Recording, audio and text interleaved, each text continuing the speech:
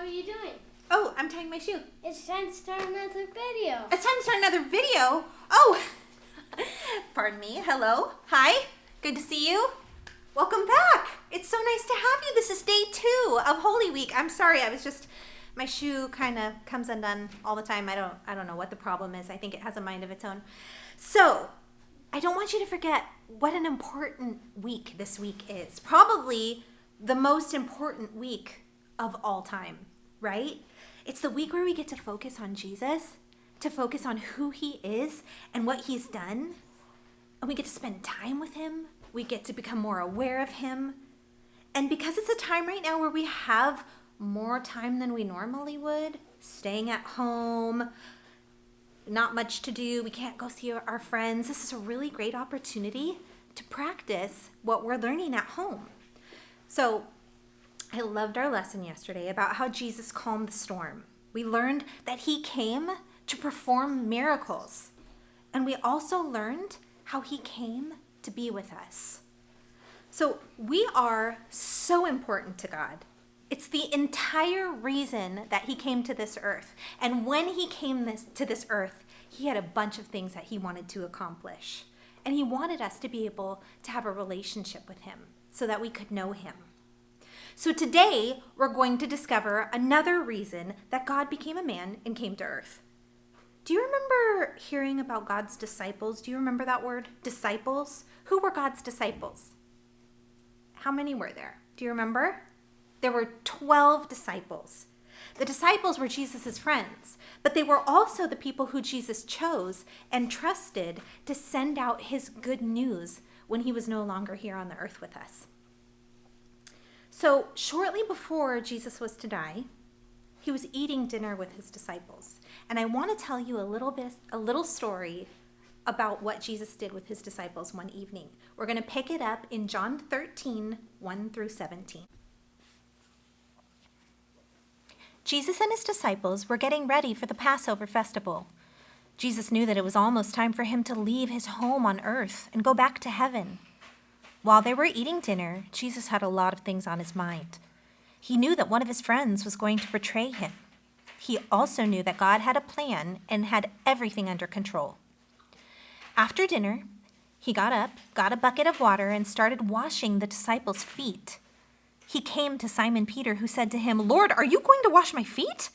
Jesus replied, "You do not realize now what I am doing, but later you will understand." "No," said Peter, "you shall never wash my feet." Jesus answered, "Unless I wash you, you will have no part with me."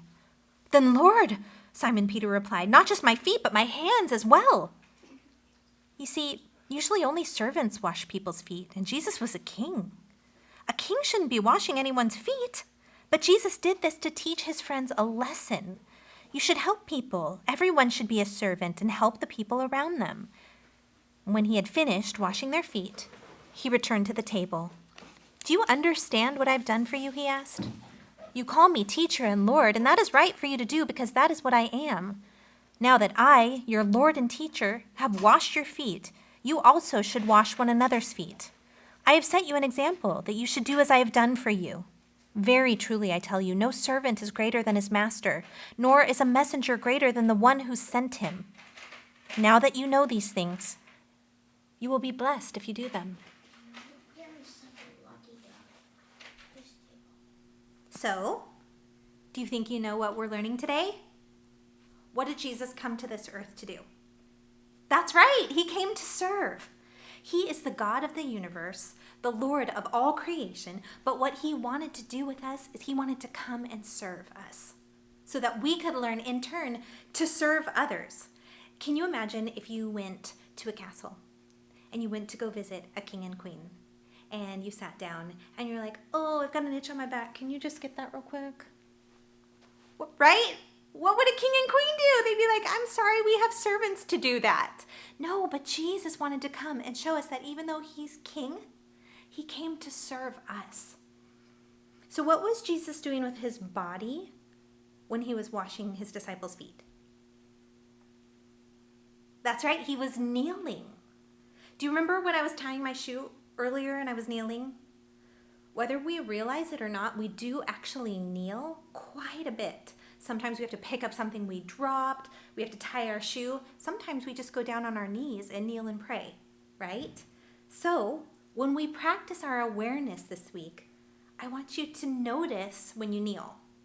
And when you do, I want you to remember, that's right, Jesus came to serve. And also when you kneel, especially if you kneel when you pray, I want you to remember God is with me. So, again, we've learned when we lie down, what can we remember? Jesus is the God of miracles. And when we kneel, we can remember Jesus came to serve. And when we do both of those things, we can always remember that Jesus is with us.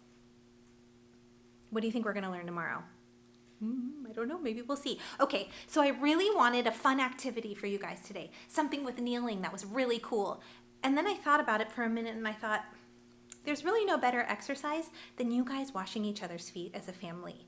So I want you to be able to do that. And when you do it, I don't want you to be silly and goofy and tickly and laughy. I want you to sit, and when you wash somebody in your family's feet, I want you to tell them what you love about them, what you love doing with them, how you like being with them.